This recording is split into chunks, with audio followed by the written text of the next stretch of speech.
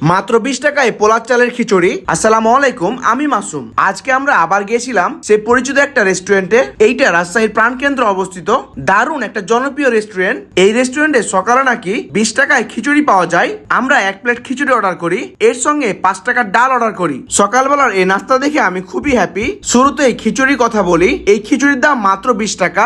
এই খিচুড়ির সঙ্গে একদম ভর্তা ফ্রি, এবং এর সঙ্গে আপনি চাইলে 5 টাকার ডালও নিতে পারেন।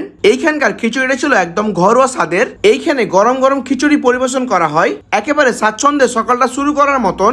এরপর আমি ট্রাই করি তেল ছাড়া পরোটা, যার দাম প্রতি পিস 10 টাকা করে।